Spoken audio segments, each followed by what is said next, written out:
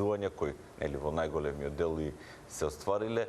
Нешто повеќе на таа тема ќе поразговара колешката Бисера, секако со својот соговорник, па да чуеме што има Бисера подготвено и што можеби ќе ни се предвидува во најблиска иднина за 2019 година.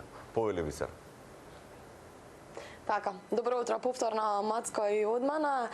Ние се наоѓам кај астролог, јасновидец. Како што кажа и ти, познатиот астролог Нострадамус бил роден токму на денешниот ден 14 декември во далечната 1503 година. Голем дел од предвидувањата се оствариле, но исто така голем дел од предвидувањата на нашиот астролог се имаат остварено. Денеска разговарам со мојот соговорник Илија Бушков Крајнички. Велам добро утро и до вас. Добро утро и добро утро до сите гледачи на ТВ Сито. Така. За вас ќе кажам дека вие сте дипломиран новинар, имате завршено студии во Белград, но се занимавате и со астрологија. Бевте основач и главен уредник на списанието Хороскоп уште од 1992 до 2012 година. Доколку грешам, поправете ме во бројките. Од 95-та, 5 јули до крајот на 2012. До нарушување на здравјето. Така. Исто така имате издадено и единствена книга Астролошки буквар. Јас ја имам таа книга кај мене. Вие сте единствениот кој што има ваква книга од овој тип. Професионална книга на македонски јазик за толкување на натална карта. Професионална книга не е забавна астрологија, него е за учење на астрологија. Ајде веднаш првото прашање, сите што ги интересира, што не очекува 2019 година во нашата држава? Па вака, ја очекувам доста промени. Ова е турбулентно време. Инаку, јас лично би препорачал на владата да ги прекине уставните промени, бидејќи може да предизвикат граѓанска војна. Тоа го имам најавено и порано, значи распоред на планети не е најповолен. А втора работа, јас тврдам дека Македонија никош нема да го промени името. Дека ова се заутно, први само Русија и Кина најави вето, бидејќи Македонија и Србија се наоѓаат на нивните проекти, тој јужен тек, мислам гасовод и кинеската брза пруга патот на силата, на која провокација новина, но општи смер аналитика. А астрологијата проучувам и парапсихологијата, инаку не сме ясновидец, од 80 навак. Иначе, кој што реков, најпаметно сега се запрат за да се има мир во државата. Во спротивно ќе се предизвика граѓанска војна, оно што најуште за нова година 2016-2018 на наша ТВ. Кој од вашите предвидувања си имате остварено, бидејќи голем дел од предвидувањата ги објавувате на вашата Facebook страна? Што си има до сега остварено еве во изминатива неколку години, да не се навраќаме многу на минатото? Про атентатот на Григоров преди 6 месеци пред да се случи. Аферите на Клинтон, пошто и македонска телевизија тогаш снимаше документарна емисија македонска на Нострадамус Крајнички. Заминувањето на националната власт 4 години порано, значи без избори.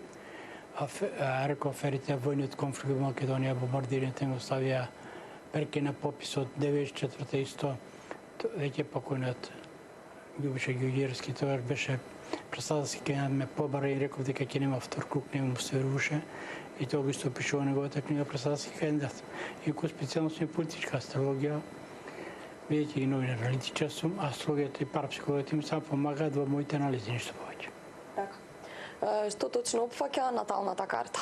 Ето, ќе дојдат граѓаните, сакаат, ќе ви се јават, ќе ве побараат, некој за добра, некој за лоша, нели си имаат маки. Што точно опфаќа натална карта? Натална карта представува положба на планетите во моментот на раѓањето, оно старите што би рекле, оно што ти рекле трите наречници на третата вечер. Така. Значи, зависи после тоа тие планети, значи ти дава кај треба да го насочиш, например, кој за дете организмот кон што е склон, на што да внимаваш. Инаку дава настанено кога тие истите ќе се реализираат. Многу зависи од други планети. Кога ќе се реактивираат оно што ти даде на наталната карта. Но сепак тоа опишува карактерот, здравствената состојба, талентот, кај треба да се насочиш, што да внимаваш и така натаму. Но наталната карта е само основно, значи понатаму за некој настан треба да ја направиш соларен или годишното, се вика од роден до роден. Се прават транзити, значи моменталната положба на планетите се споредува со наталната и зависи во кој куќа или област, поточно кажано, ќе се наоѓа одредена планета, ако гради аспекти со друга планета и може да се предвиди, мислам, да се предупреди. Инаку предвидување за мене, кој ќе каже некој, например, ќе каже ми како ќе ми биде дечкото или кога ќе се омршам. Не може да ти кажам тоа, тоа може само да трескам глупости, инаку спомнавте ја не сум основници, нити постати основици. Тога и Библијата кажува, значи одредени личности, обдарени, значи од универзумот или Бог енергија, значи во секој од нас и треба да осознаеш. Значи добивале од време на време визии и требало да пренесе дали на народ, дали на владетел. Такви визии јас имав, но не може да кажам дека сум пророк. Тоа го знае со затоа кој не и така. Значи астрологијата е еден вид дарба. Не може секој да биде астролог. Вака, астрологијата е занат. Но за да се забави со некој занат, треба да имаш дарба за тој занат. Значи, астрологијата се учи и истражува цел живот. Не може да кажеш, че си прочитал една, две, три книги, за такви циркузанти денес има премногу, што ги обмануват луѓето. Астрологијата постојано мора да се следи, да се учи, а и никош не може да ја учиш од книга, него на лични примери, мислам на оние кои работиш или зависиш. Кој дел од астрологијата работиш? Мене ми не е интересна мундената астрологија или политичката астрологија. Следење, например, на компјутерот имам ги картите наталните на Трамп, на Путин и на Македонија. Така да. Ајде да откриеме малку на политички план во светот во 2019. Што ќе се случува во светот? Па јас одамно го кажав уште пред 3-4 години, не беше во интервју за точка, реков дека тоа финансиска година, истата, значи после интервјуто, тоа беше за порталот мислам точка, веднаш швајцарски франк се одвои од еврото и за 30% неговата вредност се качи, а во моментот ќе посилни од доларот. Инаку знам дека Швајцарија банкарска земја, тоа е од 3 кантона состојано од големите сили за да има кај парите да се чуваат, затоа демилитаризира не учествува ниту во една војна.